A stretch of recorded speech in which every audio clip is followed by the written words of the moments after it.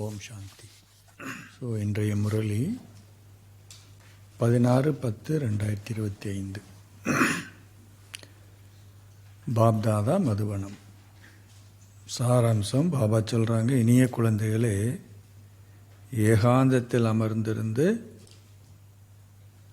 உங்கள் சரீரத்திலிருந்து நீங்கள் வேறுபட்ட ஒரு ஆத்மா என்ற அனுபவத்தை பயிற்சி செய்யுங்கள்.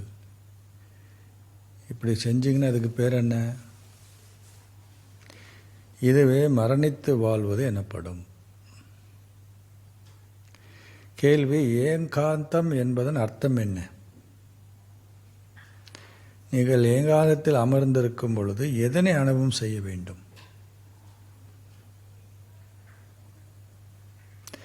பதில், ஒரே ஒருவரின் நினைவிலிருந்து சரீரம் அற்றிருத்தலே ஏகாந்தம். அப்படின்னா ஒருவரின் அன்பில் மூழ்கியிருத்தல் என்பதன் அர்த்தமாகும். அதாவது ஏகாந்தத்தில் அமர்ந்திருந்து ஆத்மாவாகி நான் இந்த சரீரத்தை நீக்கிவிட்டு தந்தையிடம் செல்கின்றேன் என்ற அனுபவத்தை பெறுதலே இதன் அர்த்தமாகும்.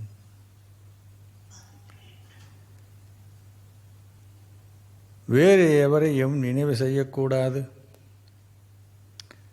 நீங்கள் அங்கு அமர்ந்திருக்கும் பொழுது சரீரமற்றவர்கள் ஆகுங்கள். அதாவது உங்கள் சரீரத்தில் இருக்கையில் நீங்கள் மரணித்துள்ளதை போன்றிருக்க வேண்டும். ஆத்மாவாகி நான் சிவபாபாவின் ஒரு குழந்தையாவேன், அவ்வளவே. இதனை பயிற்சி செய்வதனால் உங்கள் சரீர உணர்வு தொடர்ந்தும் துண்டிக்கப்படும். இதை மாற்றுங்க பிரதர், அவங்க தெரிய மாட்டேன்றாங்க.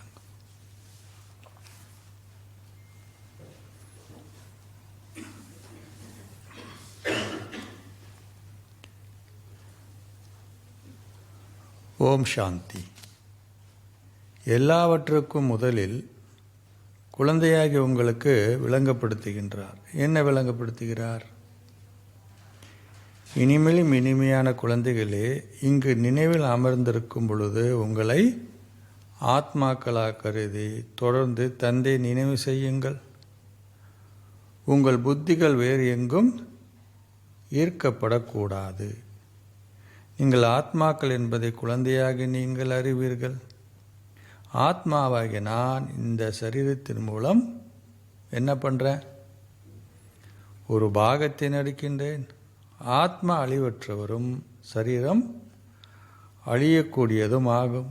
ஆகவே குழந்தையாகி நீங்கள் ஆத்ம உணர்வு உள்ளவர்களாகி தந்தை நினைவில் நிலைத்திருக்க வேண்டும்.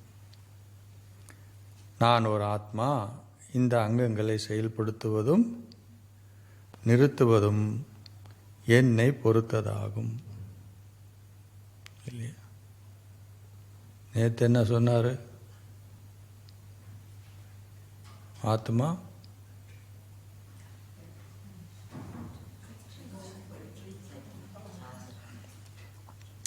உங்கள் சரீரத்திலிருந்து நீங்கள் வேறுபட்டவரன் நீங்கள் ஒவ்வொருவரும் கருத வேண்டும். தந்தை கூறுகிறார், என்ன கூறுகிறார்? உங்களை ஆத்மாக்கள் என கருதுங்கள். தொடர்ந்தும் உங்கள் சரீரங்களை மறந்துவிடுங்கள். ஆத்மாவை நான் யாரு? சுதந்திரமானவன். நான் வேறு எவரையுமின்றி ஒரே ஒரு தந்தை மாத்திரம் நினைவு செய்ய வேண்டும். நான் வாழும் வரை நான் எப்படி வாழணும்? எப்படி வாழணும்? நான் வாழும் வரை நான் மரணத்த ஸ்திதியில் நிலைத்திருக்க வேண்டும்.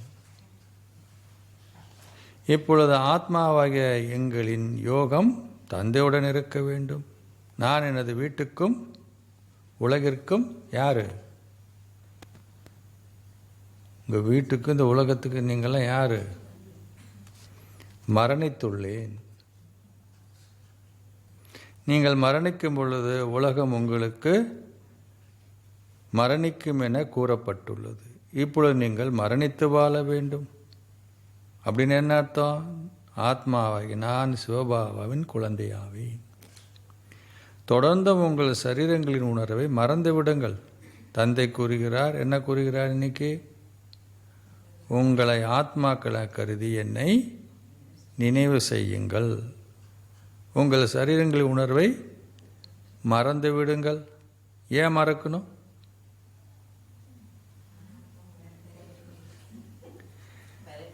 அவை பழைய சரீரங்கள். ஏதாவது கொஞ்சம் புதுசாக இருந்தாலும் பரவாயில்ல.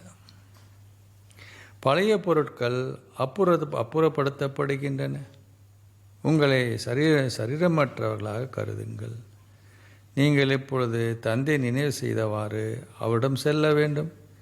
இதனை செய்வதனால் நீங்கள் இந்த பழக்கத்தை ஏற்படுத்தி கொள்வீர்கள். இப்பொழுது நீங்கள் எங்கே போகணும்? வீடு திரும்ப வேண்டும். ஆகவே ஏன் நீங்கள் இந்த பழைய உலகினை நினைவு செய்ய வேண்டும்? இதெல்லாம் எப்போ பண்ண முடியும்? ஏகாந்தத்தில் அமர்ந்திருந்து உங்களுக்கான முயற்சி செய்யுங்கள். பக்தி மார்க்கத்தில் சிறிய குகைகளில் அமர்ந்திருந்து மாலையின் மணிகளை உருட்டி வழிபாடு செய்கின்றார்கள். நீங்களும் என்ன பண்ணும்? எந்த குகையில் உட்காரணும்? ஏகாந்தத்தில் அந்தர்முகியில் அமர்ந்திருந்து இதனை பயிற்சி செய்தால் நீங்கள் இந்த பழக்கத்தை ஏற்படுத்தி கொள்வீர்கள். உங்கள் வாய் மூலம் என்ன பண்ணணும்? உங்கள் வாய் மூலம் எதனையும் கூற தேவையில்லை. இங்கே இது புத்திக்குரிய ஒரு விடயமாகும். சிவபாபா ஒருவரே உங்களுக்கு கற்பிக்கிறார். அவர் முயற்சி செய்ய வேண்டியதில்லை. இந்த பாபாவை முயற்சி செய்கிறார். பின்னர் அவர் குழந்தையாய் உங்களுக்கு விளங்கப்படுத்துகின்றார். முடிந்த அளவிற்கு என்ன பண்ணணும்? முடிந்த அளவிற்கு எப்படி பண்ணணும்? முடிந்த அளவிற்கு அமர்ந்திருந்து இந்த முறையில் ஞானத்தை கடையுங்கள். இப்பொழுது நாங்கள் எங்கள் வீட்டிற்கு திரும்ப வேண்டும். இந்த சரீரங்கள் இங்கேயே துறக்கப்பட வேண்டும்.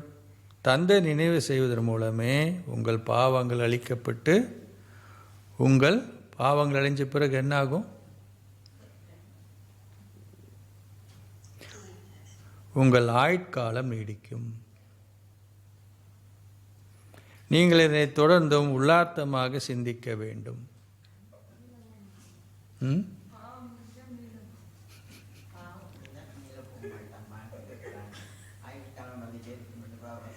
இங்கேயும் அதிகரிக்கும். எப்படி? அதுக்கப்புறம் கேட்காதீங்க, இந்த ட்ராமாவில் இருந்தால் தான், அது வேறு விஷயம்.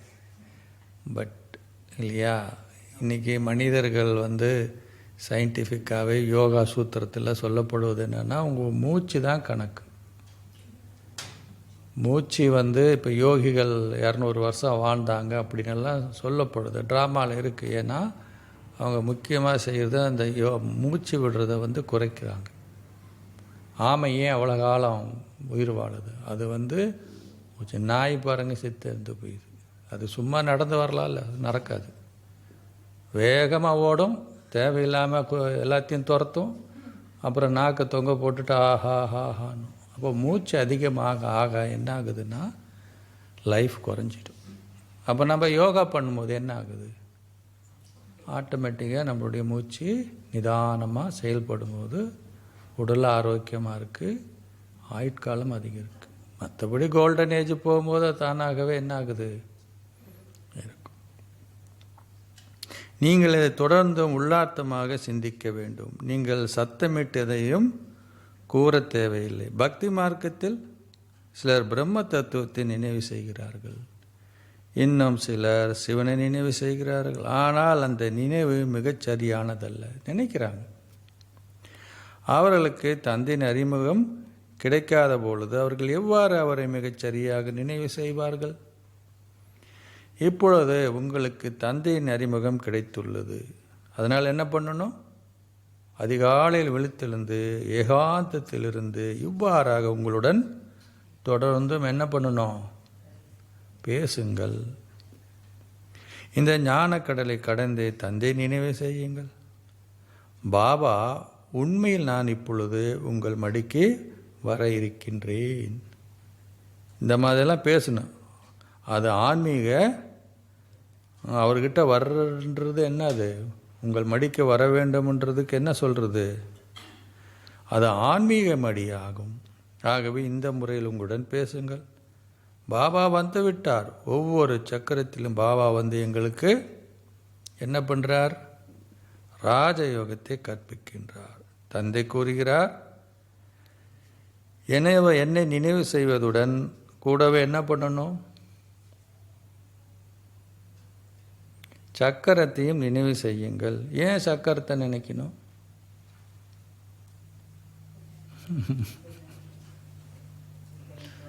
ஏன் சக்கரத்தை நினைக்கணும்?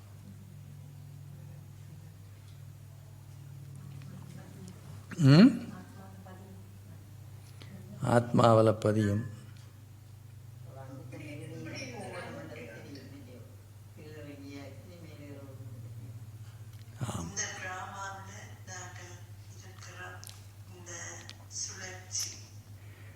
ஒன்று பாபாவை நினைக்கிறனாலே ஆத்மா உணர்வுக்கு வரணும். ஆத்மா உணர்வுக்கு வரும்னாலே ஆதி அனாதி சுரூபத்துக்கு போகணும். நிறைய சொல்லலாம். ஏன் ட்ராமாவில் நினைக்கும் போதோ ஒரு பாட்டை ஏற்றுக்கொள்ள முடியும், ஏன் எதற்கு என்று கேள்விகள் கேட்க முடியாது. உலகமே எப்படி இருக்கு, மனிதர்கள் ஏன் இருக்கிற, நிறைய கேள்விகள் வருது. அதுக்கெல்லாம் என்ன பண்ண முடியும்?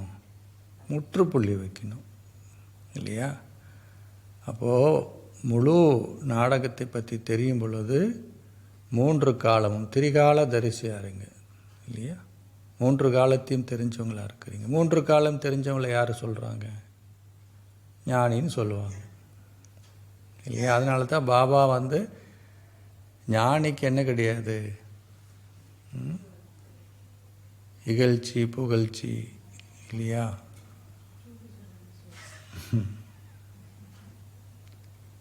இன்பம் துன்பம் எல்லாமே சமமாக எடுத்துக்கூடியவர்கள். நீங்கள் சுயதர்ஷன சக்கரத்தை சுழற்றுபவராக வேண்டும். முழு சக்கரத்தில் இந்த ஞானம் தந்தையிடம் மாத்திரமே உள்ளது. இப்பொழுது அவர் அதனை உங்களுக்கு கொடுக்கிறார். அவர் உங்களை முக்காலங்களையும் அறிந்தவர்கள் ஆக்குகின்றார். நீங்கள் முக்காலங்களையும், அதாவது என்னது முக்காலம்னு என்ன? ஆரம் மத்திய இறுதியை அறிவீர்கள். தந்தை பரமாத்மா ஆவார். அவருக்கு ஏன் அவர் பரமாத்மா? அவருக்கென தனக்கென சொந்த சரீரம் இல்லை. அப்போ பரமாத்மான்னு யாரை சொல்ல முடியும்? அவர் இப்பொழுது அந்த சரீரத்தில் அமர்ந்திருந்து உங்களுக்கு விளங்கப்படுத்துகிறார். இது ஓர் அற்புதமான விடயமாகும். இது அற்புதமான விடயம். அவர் உடம்புக்குள்ளே உட்கார்ந்து நமக்கு புரிவார். அவர் இந்த அதிர்ஷ்ட ரதத்தில் பிரவேசித்திருப்பதால் நிச்சயமாக மற்றும் ஓர் ஆத்மா அதில் இருந்திருக்க வேண்டும் இல்லையா? இது அவருடைய பல பிறவிகள் கடைசி பிறவியாகும். இவரே முதலாவது இலக்க தூய ஆத்மாவிலிருந்து பின்னர் முதல் இலக்க தூய்மையற்றவர் ஆகியோரும் ஆவார். அவர் தன்னை கடவுள் என்றோ அல்லது விஷ்ணு என்றோ அழைப்பதில்லை. இங்கு தூய்மையான ஆத்மா அப்படி அழைக்க முடியாது. ஏன்? இங்கு தூய்மையான ஆத்மா ஒருவரேனும் இல்லை. தூய்மையாக இருந்தால் நேரம் மேலே போயிருப்பார். அவர் அனைவருமே தூய்மையற்றவர்கள் என பாபா குழந்தையாக உங்களுக்கு விளங்கப்படுத்துகிறார். இந்த முறையில் இந்த ஞானத்தை கடைந்தால் நீங்கள் என்ன ஆகுவீங்க? ஞானத்தை கடைஞ்சால் சந்தோஷமாக இருப்பீர்கள். இதற்கு என்ன வேணும்? இந்த முதல்ல ஞானம் கிடையிறதுக்கு என்ன பண்ணணும்? இதற்கு ஏகாந்தம் நிச்சயமாக தேவையாகும். ஒரே ஒரு நிலையில் இருப்பதனால் சரீரமற்று போகின்றது. இதுவே ஏகாந்தம் எனப்படுகிறது. பின்னர் இச்சரீரம் துறக்கப்படும். சந்நியாசிகள் என்ன சொல்கிறாங்க? பிரம்மாண்டத்தில் அல்லது பஞ்ச தத்துவங்கள் நினைவில் இருக்கும் பொழுது அந்த நினைவுடனேயே அவர்கள் தங்கள் சரீரங்களின் உணர்வை துறக்கின்றார்கள். பிரம்ம தத்துவத்துடன் கலப்பதே அவர்களுடைய ஒரு நோக்கமாகும். அவர்கள் அந்த விழிப்புணர்வில் மாத்திரம் அமர்ந்திருக்கின்றார்கள். அந்த தபஸ்யாவில் அமர்ந்திருக்கும் பொழுது அவர்கள் தங்கள் சரீரங்களை துறக்கின்றார்கள். பக்தி மார்க்கத்தில் மக்கள் பெருமளவில் அலைந்து திரிகின்றார்கள். இங்கு அலைந்து திரிதல் என்ற கேள்வியே இல்லை. நீங்கள் நினைவில் அமர்ந்து மாத்திரம் நிலைத்திருக்க வேண்டும். இறுதி நேரத்தில் வேறு எவருமே நினைவு செய்யப்படக்கூடாது. நீங்கள் உங்கள் குடும்பங்களுடன் வீட்டில் வாழும்போதே இதனை பயிற்சி செய்வதற்கு நேரத்தை ஒதுக்க வேண்டும். ஒரு மாணவன் தனது கல்வியில் பெருமளவு ஆர்வத்தை கொண்டிருப்பார். இதுவும் ஒரு கல்வியே.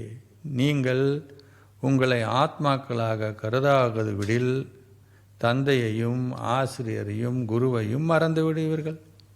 அதனால் என்ன பண்ணணும்? இன்னைக்கு போன உடனே ஏகாந்தத்தில் அமர்ந்திருந்து இவ்வாறு இந்த ஞானத்தை கடையுங்கள். மும்முரமாக இருக்கும் குடும்பத்தில் உள்ள அதிர்வுகள் அவ்வளவு நல்லதல்ல. அதற்கு பதிலாக வேறு ஏதாவது ஒழுங்குகளை செய்து முடியுமானால் ஒரு சிறிய அறையில் ஏகாந்தத்தில் அமர்ந்திருங்கள். உங்கள் வீட்டிலே ஏதாவது ஒரு சின்ன இடம் ஒதுக்க முடியும்னா என்ன பண்ணணும்? ஆமாம், அங்கே உட்காரணும். அது ஒன்லி பாபா ரூம் மாதிரி. நீங்கள் ஒரு ஆள் உட்கார்ற மாதிரி இருந்தால் கூட போதும், வேறு எந்த ஆக்டிவிட்டியும் இல்லை. ஆமாம், குழந்தைகள் பாடசாலைக்கு சென்றதும் தாய்மார்களுக்கு பகலில் நேரம் இருக்கா? நேரம் கிடைக்கும்போது தொடர்ந்தும் இதனை பயிற்சி செய்யுங்கள். உங்களிடம் ஒரு வீடு மாத்திரமே உள்ளது, ஆனால் தந்தையிடம் பல கடைகள் இருப்பதுடன் அவற்றின் எண்ணிக்கை தொடர்ந்து வளர்கின்றன. மக்கள் தங்கள் வியாபாரம் போன்றவற்றால் கவலைப்பட்டு அதனால் நித்திரை இழக்கின்றார்கள். இதுவும் ஒரு வியாபாரமே ஆகும். பாபா மிக பெரிய யார்? அவர் பாபா இந்த வியாபாரத்தில்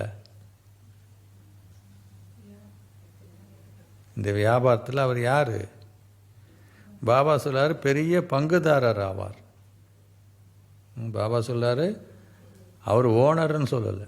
என்ன சொல்கிறாரு? பங்குதாரர். ஆனால் அதிகமான பங்குதாரர். நம்மள யார்? அப்போது நம்மள யார்? ஷேர் ஹோல்டர்ஸ் தானே. நம்மளும் அதில் பங்கு இருக்குது. அவர் அதிக அளவில் பரிமாற்றம் செய்கிறார். அவர் உங்கள் பழைய சரீரங்கள் போன்றவற்றை புதிதாக மாற்றுகிறார். அவர் அனைவருக்கும் பாதையை காட்டுகிறார். அவர் இந்த வியாபாரத்தை செய்ய வேண்டும். இந்த வியாபாரம் மிகவும் பெரியது. வியாபாரிகள் தங்கள் வியாபாரத்தில் மாத்திரமே கவனமாக இருப்பார்கள். பாபா இந்த வியாபாரத்தை பயிற்சி செய்த பின்னர் உங்களையும் அவ்வாறு செய்யுமாறு கூறுகின்றார். எந்த பாபா சொல்கிறாரு? பிரம்மா பாபா சொல்கிறார் இல்லையா? என்ன சொல்கிறார் அவர் இந்த வியாபாரத்தை பண்ணுறார். அவர் ஏற்கனவே என்ன சொல்லிட்டாரு? நான் அந்த காலத்தில் லௌகிக்கத்தில் நான் வியாபாரி தான். இந்த ஒரு முன்னாடி 2-3 நாளுக்கு வாணிக்கு முன்னாடி சொன்னார், இந்த வியாபாரம் யார் நல்லா பண்ண முடியும்? யார் நம்ம சம்பாதிக்க முடியும்? யார் வியாபாரம் செய்கிறாங்களோ, வேலைக்கு போகிறவங்க ஒரு குறிப்பிட்ட தொகை வரும்ன்றார். அதுக்கு மேலே வராது அவங்களுக்கு. ஆனால் வியாபாரம் பண்ணுறவங்க என்ன பண்ண முடியும்? குறிப்பிட்ட வேலைன்னா ஒரு 8 மணி நேரம் வேலை பார்ப்பாங்க, வந்துடுவாங்க. ஆனால் நீங்கள் உழைப்புன்னு போட்டிங்கன்னா 16 மணி நேரம் கூட வேலை பார்க்கலாம், நிறைய சம்பாதிக்கலாம் இல்லையா? அதனால் நானே ஒரு வியாபாரி இல்லையா? அப்போ இந்த வியாபாரத்தில் எனக்கு அதிகமான பங்கு இருக்குது இல்லையா? ஷேர் ஹோல்டர்ஸ் என்ன? பாபா சொன்னார் இங்கே கடைக்கு அதிகரிச்சுட்டே போகுதுன்றார் இல்லையா? அப்போ பிரான்ச்சஸ் ஆக ஆக டைரெக்டாக இருக்கிறவங்களுக்கு அதிகமாக கிடைக்கும். ஆனாலும் இங்கே ஒரு ஆத்மா பிகே ஆகுதுன்னா அவருக்கு 0.00001 அவருக்கு சேர்ந்துடும் அங்கே. அப்போ எல்லா பக்கம் உலகம் மூலத்தில் இருக்கக்கூடிய எல்லா இடத்துக்கும் சேரும்போது நம்மளுடைய ஷேர் கூட அவர் ஷேர் அதிகமாகிடும். ஏன் அவர் எப்போதும் நம்பர் 1லேயே இருக்காருன்னா இதுதான் இல்லையா? பாபா சொல்லார், அந்த மாதிரி பாபா செய்ய சொல்லார், உங்களையும் அவ்வாறு செய்யுமாறு கூறுகிறார். தந்தை நினைவில் நீங்கள் நீண்ட நேரம் இருந்தால் நீங்கள் நீண்ட நேரம் என்ன இருப்பீங்க? என்ன அர்த்தம் அதுக்கு? விழித்திருப்பீர்கள். ஒரு வருமானத்தை சம்பாதிக்கும் பொழுது ஆத்மாக்கள் களிப்படைகின்றார்கள். மக்கள் பணம் சம்பாதிப்பதற்கு இரவில் விழித்திருப்பார்கள். விசேஷ காலங்கள் தங்கள் கடைகளை முழு இரவும் திறந்து வைத்திருப்பார்கள். இந்தியாவில் ஒரு ரூல் இருக்குது, இங்கெல்லாம் ரூலே இல்லை போல் இருக்குது. 24/7 டெய்லி கடை திறக்கலாம். அப்படி தானே இங்கே?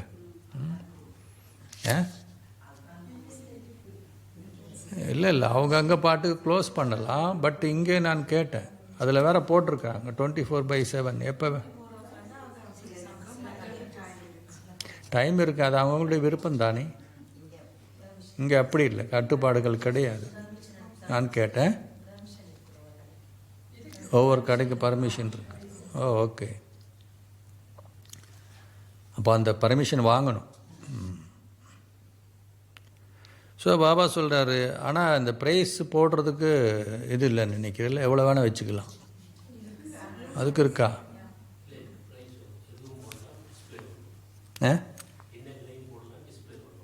டிஸ்பிளே பண்ணணும், அது வேறு இருக்குது. இங்கே டிஸ்பிளே இல்லைன்னா அதெல்லாம் போட்டு தானே வைப்பாங்க.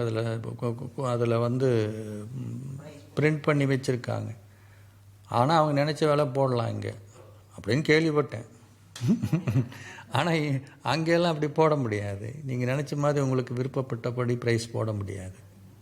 அது ஒரு இது இருக்குது.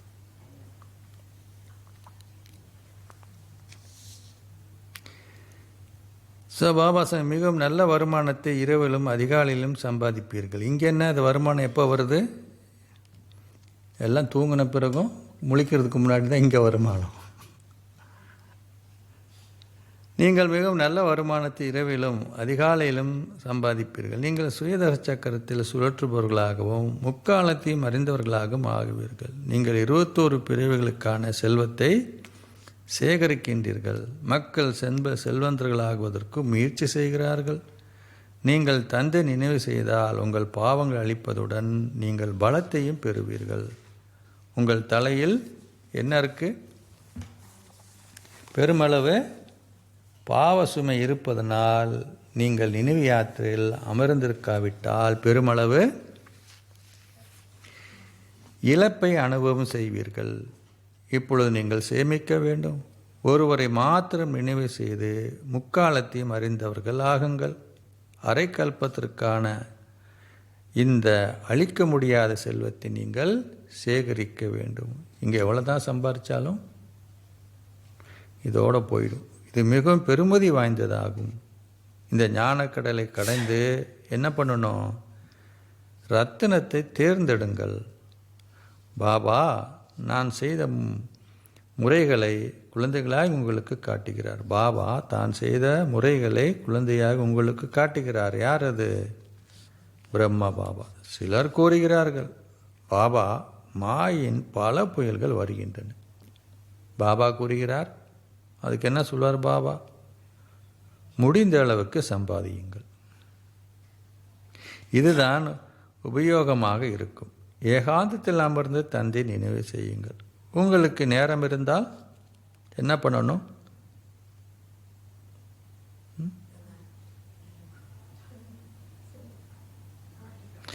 அப்புறம் பாபா சொல்லார், முதல்ல யோகா தான் முதல்ல. உங்களுக்கு நேரம் இருந்தால் ஆலயங்கள் போன்ற இடங்களில் அதிகாலையில் சேவை செய்யலாம்.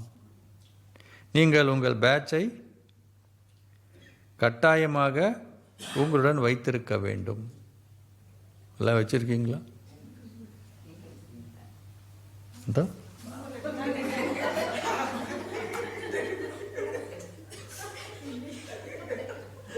இது பேட்சில் கண்ணுக்கு தெரியும். பாபாவே சூக்ஷ்மமானவர், அப்புறம் கண்ணுக்கு தெரியாமல் இருப்பேன். அப்பொழுது நீங்கள் ஆன்மீக சேனை என்பதை அனைவரும் புரிந்து கொள்வார்கள். நீங்கள் சொர்க்கத்தை ஸ்தாபிக்கின்றீர்கள் என்பதையும் எழுதுகிறீர்கள். அங்கே ஆதி சனாத்தன தேவி தர்மம் இருந்தது. அது இப்பொழுது இல்லை. அது இப்பொழுது ஸ்தாபிக்கப்படுகிறது. லக்ஷ்மி நாராயணமே உங்கள் என்ன இலக்கும் லட்சியமாகும். சில நேரங்கள் நீங்கள் இந்த டிரான்ஸ்லைட் படத்தை பேட்டரியுடன் நகரங்களுக்கும் கிராமங்களுக்கு எடுத்து சென்று நீங்கள் இந்த ரகசியத்தை, இந்த ராஜ்யத்தை ஸ்தாபிக்கின்றீர்கள் என கூற வேண்டும். லட்சுமினாருடைய டிரான்ஸ்லேட் கொண்டு போய் காமிச்சு புரிய வைக்கணும். இந்த படம் முதற்தரமானதாகும். இந்த படம் மிகவும் பிரபல்யம் அடையும். லக்ஷ்மி நாராயணன் மாத்திரம் அல்ல, அவருடைய முழு ராஜ்யம் இங்கு இருக்கும். சுயராஜ்யம் ஸ்தாபிக்கப்படுகிறது. தந்தை இப்பொழுது கூறுகிறார். என்ன கூறுகிறார்? மன்மனாபவ, தந்தை நினைவு செய்யுங்கள், உங்கள் பாவங்கள் அளிக்கப்படும். கீதையின் ஒரு வார்த்தை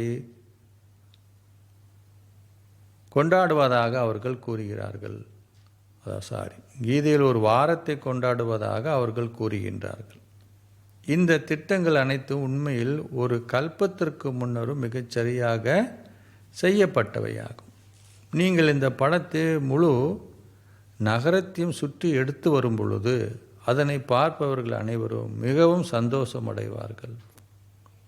அவர்களுக்கு கூறுங்கள், அந்த படத்தை எடுத்துகிட்டு வரும்போது என்ன சொல்லணும்? தந்தையையும் ஆஸ்தியையும் நினைவு செய்யுங்கள். அதுக்கு பேர் என்ன? மன்மனாபவ. இது கீதையிலிருந்து வந்த வார்த்தையாகும். ஸ்ரீபாபா கடவுளாவார். அவர் கூறுகிறார், என்னை நினைவு செய்யுங்கள், உங்கள் பாவங்கள் அளிக்கப்படும். 84 பிரிவு சக்கரத்தை நினைவு செய்தல், அவ்வாறே நீங்கள் ஆகுவீர்கள். நீங்கள் நூல்களை தொடர்ந்தும் பரிசாக கொடுக்கலாம். சிவபாபாவின் பொக்கிஷ களஞ்சியம் தொடர்ந்தும் நிறைந்து வழிகின்றது. நீங்கள் மேலும் முன்னேறுகையில் பெருமளவு சேவை இடம்பெறும். இலக்கம் லட்சியமும் மிகவும் தெளிவானதாகும். அங்கே ஒரு ராஜ்யமும் ஒரு தர்மமும் இருந்தது. நீங்கள் மிகவும் செல்வந்தராக இருந்தீர்கள். அங்கே என்ன இருந்தது? ராஜ்யமும் தர்மம், இல்லையா? இங்கே எப்படி இருக்குது? ராஜ்யம் ஒருத்தர் கையில் இருக்கு, தர்மம் வேற கையில் இருக்கு. ராஜ்யத்தில் இருக்கிறவங்க கிட்ட தர்மம் கிடையாது, தர்மமாக இருக்கிறவங்க ராஜ்யத்தில் கிடையாது. அப்படிதானே? அதுதான் ரிலீஜியோ பொலிட்டிக்கல்னு சொல்கிறாங்க. அங்கே ரெண்டுமே யாருடைய கையில் இருக்குது? ஒருவருக்கு. யார் இங்கே என்ன பண்ணுறாங்க? ராஜ்யத்துக்கு வர்றாங்க. எப்படி வர்றாங்க? எலெக்ட் பண்ணி வராங்க. இங்கே செலெக்ஷன் நடக்குது. பாபா கிட்ட செலெக்ஷன் தான் நடக்குது, எலெக்ஷன் நடக்கிறது இல்லை. யார் படிப்பில் படித்து யார் முதல்ல வராங்களோ அவங்க தான் எங்கே வராங்க? ராஜ்யத்தை ஆள்றாங்க. அங்கே அப்படி இல்லை. அங்கே வேண்டியவங்க வேண்டாதவங்களாம் இருக்கிறாங்க. இங்கே அப்படியெல்லாம் பண்ண முடியாது, இல்லையா? ஆமாம். அதனால் பாபா சொல்கிறார், இங்கே வர்றவங்க எப்படின்னா இந்த கல்வியில், இங்கே என்ன கல்வி? அதாவது எப்படி இருக்கணுமோ எல்லாத்திலும் நம்பர் 1 இருக்கக்கூடியவங்க. அந்த 7 குணத்துலேயும் 100% இருக்கக்கூடியவர்கள், இல்லையா? அவங்க தான் என்ன ஆகுறாங்க? பாஸ் பண்ணுறவங்க தான் அங்கே வராங்க. அப்போ ராஜ்யம் யாரோட கையில் இருக்குது? அதனால தான் அவங்களுக்கு யார் கிடையாது?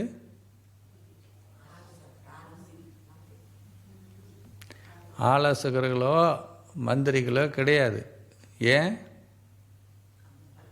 ஆலோசகர்கள் எதுக்கு? அவங்களுக்கு முடிவெடுக்க தெரியாது. அப்படியே அவங்க முடிவெடுத்தாலும் அது என்ன ஆயிடலாம்? தவறாக அமையலாம். ஆனால் லக்ஷ்மி நாராயணனுடைய முடிவை விட இன்னொருத்தர் யார் என்ன பண்ண முடியாது? ஒரு சரியான முடிவை கொடுக்க முடியாது. அதனால் அங்கே ஆலோசகர்கள் தேவையில்லை. இங்கே வர்ற அரசியல்வாதிகள் என்ன படிச்சுட்டா வராங்க? இங்கே வேணால் கொஞ்சம் படிச்சிருப்பாங்க. நம்ம தேசத்துல எல்லாம் ஒன்றும் இல்லைல்ல. இப்போ பாபா சொல்கிறாரு, அங்கே ரிலீஜியோ பொலிட்டிக்கல் அப்படின்னு என்ன சொல்கிறாரு? தர்மமும் ராஜ்யமும் ஒருத்தர் கையில் தான் இருக்கும். நீங்கள் மிகவும் செல்வந்தராக இருக்கின்றீர்கள். அங்கே மக்கள் ஒரு ராஜ்யமும் ஒரு தர்மத்தையும் விரும்புவார்கள். மக்களுக்கு தேவையானவற்றின் அடையாளங்கள் உங்கள் முன் உள்ளன. பின்னர் நீங்கள் கூறுபவை சரியானவை என்பதை அவர்கள் புரிந்து கொள்வார்கள். 100% அங்கே என்ன இருக்கும்? தூய்மை, அமைதி, சந்தோஷமான ராஜ்யம் மீண்டும் ஒரு முறை ஸ்தாபிக்கப்படுகிறது. பின்னர் நீங்களும் சந்தோஷமாக இருப்பீர்கள். நீங்கள் நினைவில் இருக்கும் பொழுது என்ன நடக்கும்? உங்கள் அம்பு இலக்கை தைக்கும். நீங்கள் குறைவாக பேசி மௌனத்தில் இருக்க வேண்டும். நீங்கள் அதிக அளவு சத்தத்திற்குள் வரக்கூடாது. பாபா பாட்டுக்களையோ கவிதை போன்றவற்றையோ விரும்புவதே இல்லை. நீங்கள் வெளியெடுத்த மக்களுடன் உங்களை ஒப்பிடக்கூடாது. உங்களுடைய அனைத்து முற்றிலும் வித்தியாசமானது. உங்களை ஆத்மாக்களை கருதி தந்தை நினைவு செய்யுங்கள், அவ்வளவுதான். இல்லையா? இன்னும் அமிர்த வேலை பாட்டு போட்டு மியூசிக்கை போட்டு யோகா பண்ணுறீங்களா, இல்லை சைலண்ட்டாக கொஞ்ச நேரம் பண்ணுறீங்களா? முடிஞ்ச அளவுக்கு என்ன பண்ணணும்? சைலன்ஸில் இருக்கும். பல எண்ணிக்கையான குழந்தைகளின் எண்ணிக்கை தொடர்ந்தும் அதிகரிக்கும். ஆனால் பாபாவின் பொக்கிஷ களஞ்சம் நிறைந்திருக்கும். குழந்தைகள் கொடுத்த அனைத்தையும் அவர்களே உபயோகப்படுத்துவார்கள். தந்தை தன்னுடன் பணத்தை கொண்டு வருவதில்லை. உங்கள் பொருட்களை நீங்களே உபயோகப்படுத்துவீர்கள். பாரத மக்கள் பலவற்றை தாங்கள் சீர்திருத்துவதாக நம்புகிறார்கள். இல்லையா? 5 வருட காலத்துக்குள் அதிக அளவு தானியங்கள் கிடைக்கும் என்பதால் அங்கு என்றுமே தியானத்தை பற்றி எவ்வித சிரமமும் இருக்கக்கூடாது என அவர்கள் கூறுகிறார்கள். அப்போல்லாம் 5 ஆண்டு திட்டம்னு ஒன்று இருந்தது. பாபா காலத்தில், நம்ம இந்திரா காந்தி காலம் வரைக்கும் இருந்தது. இருந்த போதிலும் உண்பதற்குரிய உணவு எதையும் பெற முடியாத சூழலை வரும் என்பது உங்களுக்கு தெரியும். தானியத்தை மலிவு விலையில் பெற முடியும் என்பதல்ல. குழந்தையாக நீங்கள் 21 பிறவிகளுக்காக உங்கள் ராஜ்ய பாக்கியத்தை பெறுகின்றீர்கள் என்பதை அறிவீர்கள். நீங்கள் சிறிய கஷ்டங்களை சகித்து கொள்ள வேண்டும். கூறப்பட்டுள்ளது, சந்தோஷத்தை போன்று போஷாக்கான உணவு வேறு எதுவுமே இல்லை. கோபியர்களின் அதீந்திர சந்தோஷம் நினைவு கூறப்படுகிறது. அங்கு பல குழந்தைகள் இருப்பார்கள். இந்த நாட்டிற்கு சொந்தமானவர்கள் தொடர்ந்து வருவார்கள். விருட்சம் இங்கேயே வளர வேண்டும். ஸ்தாபனை இங்கே இடம்பெறுகின்றது. இது போன்று ஏனைய சமயங்களிலும் இடம்பெறுவதில்லை. அவர்கள் மேலிருந்து கீழிறங்கி வருவார்கள். அவர்கள் வரும் பொழுது அவர்கள் விருட்சம் ஏற்கனவே நாட்டப்பட்டது போன்றிருக்கும். பின்னர் அவர்கள் வரிசை கிரமமாக கீழிறங்கி வர அவர்களின் விருட்சம் தொடர்ந்தும் வளரத் தொடர்கின்றது. அவங்க விருட்சம் எப்படி வளருது, நம்ம விருட்சம் எப்படி வளருது? எப்படி வளருது?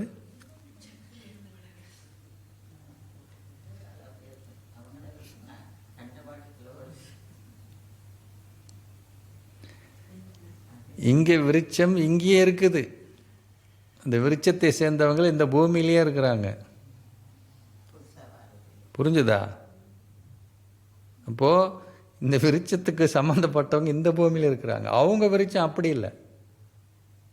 புரிஞ்சுதா புரியலையா? அவர் முதல்ல கீழே வர்றாருன்னா அதுக்கப்புறம் தான் கிறிஸ்டியானிட்டி என்ன ஆகுது, அதிகரிக்குதுன்னா அப்போ எங்கேருந்து வராங்க மீதியெல்லாம்? இங்கே இருக்கிறவங்க கொஞ்சம் பேர் ஃபாலோ பண்ணுறாங்கன்னு வச்சுக்கோங்க. இருந்தாலும் அங்கேருந்து தான் வராங்க. நம்மளது அப்படி இல்லை. கலியுக கடைசியில் எல்லாம் கோல்டன் ஏஜில் இருந்த ஆத்மா, துவாபர் திரேதா யுகத்தில் இருக்கிற ஆத்மா பூரா இங்கே தான் இருக்குது. அப்போ மேலிருந்து ஒரு ஆத்மா வராது இனிமேல். நம்மளோட விருட்சத்தை சேர்ந்தது வராது. சரிதானே அனுஷ்கா? அப்படியே சிந்திக்கிறீங்க?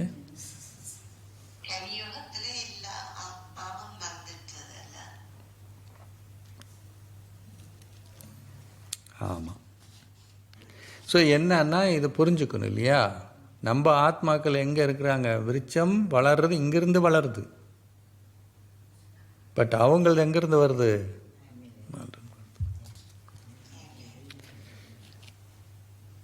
அவர்களுக்கு எவ்வித சிரமம் இல்லை. அவருக்கு மேலிருந்து கீழே வந்து என்ன பண்ணுறாங்க? தங்கள் பாகத்தை நடிக்க வேண்டும். ஆகவே அதில் போற்றுவதற்கு எந்தவித விடையும் இல்லை. பின்பற்றுவர்கள் தொடர்ந்தும் இங்கே தங்கள் சமயஸ்தாபகர்களை பின்பற்றுவார்கள். அவர்கள் சர்க்கதி அடைவதற்கு என்ற கற்பிதங்களை கொடுப்பார்கள். எதுவுமே இல்லை. இங்கே எதிர்கால தேவ தர்மத்தை தந்தை ஸ்தாபிக்கின்றார். சங்கமிகத்தில் புது நாட்டு நாட்டப்படுகின்றது. முதலில் ஒரு ஜாடியில் நாட்டப்பட்ட நாற்று பின்னர் மீண்டும் அது இடம் மாற்றி நிலத்தில் நாற்றப்படும். அங்கே அது தொடர்ந்தும் வளர்கிறது. நீங்கள் அனைவரும் நாற்று நடுகின்றீர்கள். பின்னர் அது சத்தியுகத்தில் வளர்ந்து நீங்கள் உங்கள் எதிர்கால ராஜ்யத்தை பெறுவீர்கள். நீங்கள் ஒரு புதிய உலகை ஸ்தாபிக்கின்றீர்கள். நூறாயிரக்கணக்கான ஆண்டுகள் இருப்பதாக சமயநெறிகள் கூறுவதினால் கலியுகம் பல வருடங்கள் நீடிக்கும் என மக்கள் நம்புகிறார்கள். கலியுகம் இன்னமும் 40,000 வருடங்கள் இருப்பதாகவும் பின்னர் தந்தை வந்து ஒரு புதிய உலகை உருவாக்கவர் எனவும் அவர்கள் நினைக்கின்றார்கள். கீதையின் கடவுள் நிச்சயமாக இருக்கின்றார் எனவும் அது அதே கீதை இருந்த என்னக்கும் இருக்கும் கூடவே இது அதே மகாபாரத யுத்தம் எனவும் சிலர் நம்புகிறார்கள். நீங்கள் அவர்களுக்கு அவர் கிருஷ்ணர் அல்ல என கூறுங்கள். கிருஷ்ணர் 84 பிறவிகள் எடுக்கிறார் என தந்தை விளங்கப்படுத்துகிறார். ஒரு பிறவின் அங்க அடையாளங்கள் அதே போன்ற அடுத்த பிறவியில் அமைவதில்லை. எனவே எவ்வாறு கிருஷ்ணர் இங்கு வருவார்? எவருமே இவ்விடயங்களை பற்றி சிந்திப்பதில்லை. ஸ்ரீகிருஷ்ணர் சொர்க்கத்தின் இளவரசர் என்பதை நீங்கள் புரிந்துள்ளீர்கள். எனவே அவர் எவ்வாறு தாபர யுகத்தில் வர முடியும்? லக்ஷ்மி நாராயண் படத்தை பார்க்கும் பொழுது உங்களால் அனைத்தையும் புரிந்து கொள்ள முடிகின்றது.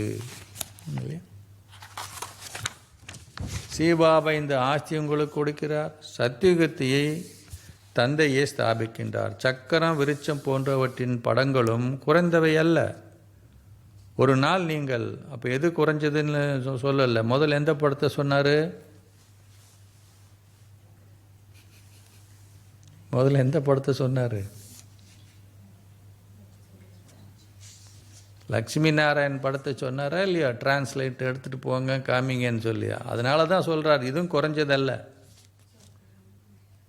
ஒரு நாள் நீங்கள் வைத்திருக்கின்ற இந்த படங்கள் அனைத்தும் டிரான்ஸ்லேட் வடிவில் உருவாக்கப்படும். பின்னர் அனைவரும் அத்தகைய படங்களை கேட்பார்கள். இத்தகைய படங்களினால் விரைவாக சேவை இடம்பெறும். உங்களுக்கு நேரம் இல்லாத அளவிற்கு உங்களிடம் அதிக அளவில் என்ன நடக்கும்? குழந்தைகள் வருவார்கள், பலர் வருவார்கள். நீங்கள் சந்தோஷம் அடைவீர்கள். நாளுக்கு நாள் உங்கள் ஆற்றல் அதிகரிக்கும். நாடகத்திற்கேற்ப மலர்களாக வருபவர்கள் ஈர்க்கப்படுவார்கள். பாபா இவரின் புத்தியை தூண்டுங்கள் என குழந்தையாகி நீங்கள் கூற மாட்டீர்கள். பாபா இவரின் புத்தியையும் ஈர்ப்பதில்லை. சரியான நேரத்தில் அவர்கள் தாமாகவே கவரப்படுவார்கள். தந்தை உங்களுக்கு பாதையை மாத்திரம் காட்டுவார் இல்லையா? தானாக ஈர்க்கப்படுவாங்கன்னு அப்புறம் எதுக்கு நம்ம சேவை செய்யணும் இல்லையா? உங்கள் நேரத்துக்கு நீங்கள் வந்திருப்பீங்கன்னா பேசாமல் இருந்திருக்கலாம்ல.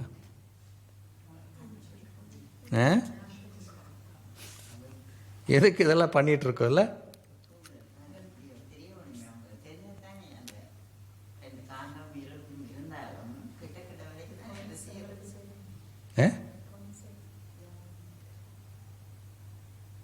அவங்க வர போகிறாங்க.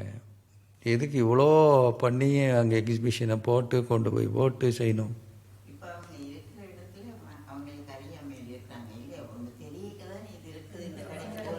அவங்களுடைய டைமில் வந்துடுவாங்க தானே.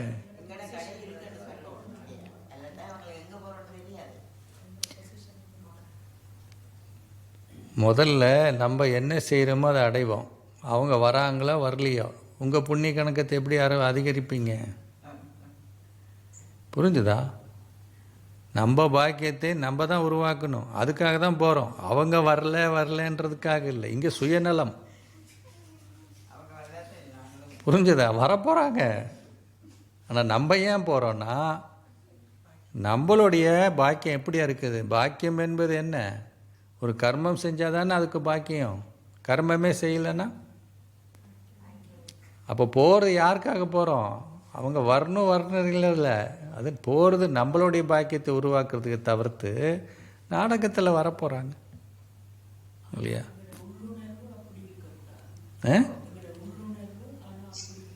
இருந்தாலும் நல்லது தானே. நல்லா செய்வோம்ல. இன்னும் என் பாக்கியத்தை உருவாக்க போகிறேன். அப்போ எப்படி பாக்கியம் உருவாக்கணும்? நல்லா எண்ணெய் வச்சுருக்கணும். அவங்க வரணும். பாபா குழந்தையாகணும். உலக ரீதியான உள்ளுணர்வு சுயநலம் அது மற்றவங்களை பாதிக்கும், நமக்கு பாதிக்கும். ஆனால் இந்த உள்ளுணர்வு என்ன பண்ணுன்னா உங்களை பரந்த எண்ணமாக மாற்றும், கருணை நிற்கவர்களாக மாற்றும் இல்லையா? அப்போது இன்டெரக்டாக பார்த்தீங்கன்னா அது உங்களுக்கு நல்லது தானே. இல்லை, எனக்கு நினைக்கும்போது, இப்போ ஒரு உதாரணத்துக்கு எனக்கு நினைக்கிறேன்னு வச்சுக்கோங்க. அந்த எனக்கு நினைக்கும்போது அதில் எனக்காவது லாபம் கிடைக்குதுன்னா அது உலக ரீதியான லாபம்னு சொல்லலாம். இது இந்த லாபமே எப்படி கிடைக்குன்னா, பாபா சொல்கிறாரு, உன்னுடைய விருத்தி, உன்னுடைய உள்ளுணர்வு, உன்னுடைய பார்வை, உன்னுடைய செயலெல்லாம் எந்த அளவுக்கு உயர்ந்ததாக இருக்குதோ அப்போ தான் அந்த சேவையிலோடைய பலனும் கிடைக்கும், உனக்கு பாக்கியம் கிடைக்குங்கிறார். அப்போ இன்டெரக்டாக பார்த்தா அது உங்களுக்கு சுயநலமாக இருந்தாலும் அது பொதுநலம் தான் அடங்கியிருக்கு இல்லையா. நீங்கள் சொல்கிறது கரெக்டு தான், அந்த மாதிரி உள்ளுணர்வு இருக்குது. ஆனால் அந்த உள்ளுணர்வு இருந்தால் தான் அந்த பாக்கியமே வரும்னு அதையும் சொல்லி கொடுத்துருக்காருல்ல பாபா நமக்கு. அப்போ இருந்தால் தான் வரும் இல்லையா. சரி, ஸோ பாபா சொல்கிறாரு என்ன அதிகம் இருக்குது. நாடகத்திற்கேற்ப மலர்களாக வருவார்கள், ஈர்க்கப்படும். பாபா இவரின் புத்தியை தூண்டுங்கள். அதான் பாபா சரியான நேரத்தில் அவர்கள் தாமாக கவரப்படுவார்கள். தந்தை உங்களுக்கு பாதையை மாத்திரம் காட்டுவார். அநேக பெண் குழந்தைகள் எழுதுகிறார்கள். என்ன எழுதுகிறார்கள்? எனது கணவரின் புத்தியை தொடுங்கள். பாபா அனைவரின் புத்தியும் தொட்டால் என்ன நடக்கும்? அனைவருமே சொர்க்கத்திற்கு வந்து விடுவார்கள். கல்வியில் சிறிதளவு முயற்சி செய்யப்பட வேண்டும். நீங்கள் கடவுளின் உதவியாளர்கள். பாபா உங்களுக்கு முன்கூட்டியே அனைத்து உண்மைகளையும் கூறுகிறார். அவர் நீங்கள் என்ன செய்ய வேண்டும் என்பதை சரியாகவே கூறுகிறார். இந்த படங்களை எடுத்துக்கொள்வதுடன் ஏனின் படத்தையும் எடுத்துக்கொள்ளுங்கள். நாடகத்திற்கேற்ப ஸ்தாபனை இடம்பெற வேண்டும். சேவைக்காக பாபா கொடுக்கின்ற வழிகாட்டலில் கவனம் செலுத்துங்கள். பாபா கூறுகிறார், என்ன கூறுகிறார்? 100,000கணக்கான பேட்சை வித்தியாசமான வகைகளில் உருவாக்குங்கள். உருவாக்கிட்டு என்ன பண்ணணும்? புகைவண்டி டிக்கெட்டை வாங்கி 100 மைல்கள் சுற்றி சேவை செய்யுங்கள். என்ன பண்ணணும்? நேரம் ஏறின போன உடனே என்ன பண்ணணும்? எல்லாம் ஆளுக்கு ஒரு டியூபை பிடிச்சிட்டு ஏறிடுங்க வேறு வேறு திசையில். ஒரு பெட்டியிலிருந்து மற்றதற்கும் அதிலிருந்து மற்றதற்கும் செல்லுங்கள். இது மிகவும் இலகுவானது. குழந்தையாக நீங்கள் சேவை செய்வதில் ஆர்வமுள்ளவர்களாக இருக்க வேண்டும். அச்சா, இனிமேலும் இனிமையான அன்புக்குரிய எப்போதோ தொலைந்து இப்பொழுது கண்டுபிடிக்கப்பட்டிருக்கும் குழந்தைகளுக்கு உங்கள் தாய் தந்தையாக இருக்கும் பாப்தாதின் அன்பு நினைவுகளும் காலை வந்தனங்களும். ஆன்மீக தந்தை ஆன்மீக குழந்தைகளுக்கு நமஸ்தே சொல்கின்றார். ஆன்மீக குழந்தைகள் ஆன்மீக தந்தைக்கு நமஸ்தே கூறுகின்றோம். माता पिता बाप दादा का याद प्यार और गुड मॉर्निंग.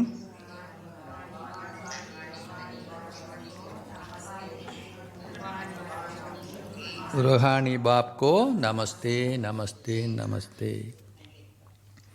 தாரணிக்கான சாரம்சம் 1. ஞானக்கடலை கடைந்து மிகச்சிறந்த ரத்தினங்களை பிரித்தெடுங்கள். ஒரு வருமானத்தை சேமித்துக் கொள்ளுங்கள். உண்மையான உதவியாளராகி சேவை செய்யுங்கள். 2. கல்வியில் மிக்க ஆர்வமுடையவர்களாகுங்கள். நேரம் கிடைக்கும் போதெல்லாம் ஏகாந்தத்தில் இருங்கள். உயிருடன் வாழும் பொழுதும் உங்கள் சரீரத்திலிருந்து மரணித்திருக்க பயிற்சி செய்யுங்கள். இந்த ஸ்திதியை தொடர்ந்தும் அனுபவம் செய்வதனால் சரீர உணர்வை மறந்து விடுங்கள். ஆசீர்வாதம். உங்களுடைய பிரதான சம்ஸ்காரத்தை மாற்றுவதன் மூலம் எடுத்துக்காட்டின் சுரூபமாக இருப்பதனால் உலகை மாற்றுபவர் ஆவீர்களாக. உங்களுடைய பிரதான சம்ஸ்காரங்களை மாற்றுவதன் மூலம் எடுத்துக்காட்டின் சுரூபமாக இருப்பதனால் உலகை மாற்றுபவர் ஆகுவீர்களாக. உங்கள் ஒவ்வொருவருக்கும் ஒரு பிரதான சம்ஸ்காரம் உள்ளது. அதனை உங்கள் சுபாவம் என நீங்கள் அழைக்கின்றீர்கள். அதுவே காலத்திற்கு காலம் நீங்கள் முன்னேறி செல்வதற்கு தடையாக உள்ளது. அந்த பிரதான சம்ஸ்காரத்தை மாற்றுபவராகி எடுத்துக்காட்டின் சுரூபமாக இருந்தால் மாத்திரமே முழு உலகம் மாற்றம் அடையும். இப்பொழுது இது ஆரம்பம் முதலே ஒருவரின் சமஸ்காரமாக இருந்தது என எவராலுமே கூற முடியாத அளவுக்கு அத்தகைய மாற்றத்தை ஏற்படுத்துங்கள். அந்த பழைய சம்ஸ்காரம் எச்சதவீத அளவிலேனும் தென்படாத போது அதன் ஒரு சுவடேனும் வெளிப்படாத பொழுது, அதனை பற்றி பேசப்படாத பொழுது, நீங்கள் முழுமையான மாற்றத்தின் எடுத்துக்காட்டின் சொரூபம் என அழைக்கப்படுவீர்கள். ஸ்லோகம். முயற்சி செய்வதற்காக நேரம் இப்பொழுது கடந்துவிட்டது. எனவே உங்கள் இதயத்தில் உங்கள் வாழ்க்கை மாற்றுவதற்கான சத்தியம் ஒன்றை செய்யுங்கள். முயற்சி செய்வதற்கான நேரம் இப்பொழுது கடந்துவிட்டது. எனவே உங்கள் இதயத்தில் உங்கள் வாழ்க்கை மாற்றுவதற்காக சத்தியம் ஒன்றை செய்யுங்கள். அவ்யக்த சமிஞ்சை. யோக சக்திகளுடன் உங்கள் மனதால் உங்களுடனும் மற்றவர்களுடனும் பரிசோதனை செய்யுங்கள். விஞ்ஞானத்தை நீங்கள் பயன்படுத்தும் பொழுது விஞ்ஞானம் மிக நன்றாக தனது வேலை செய்வதை புரிந்து கொள்கின்றீர்கள். அவ்வாறே மௌன சக்தினால் பரிசோதனை செய்து பாருங்கள். இதற்கு மன ஒருமைப்பாட்டின் பயிற்சியை அதிகரிங்கள். மனதை கட்டுப்படுத்தும் சக்தியே மன ஒருமைப்பாட்டிற்கு பிரதான அடிப்படையாகும். அதனுடனாக உங்கள் மனசக்தி அதிகரிக்கிறது. இதற்கு இன்னைக்கு வாணியோடைய முக்கிய சாரமே என்னது? ஏகாந்தத்தில் நிலைத்திருங்கள். அச்சா. ஓம் சாந்தி.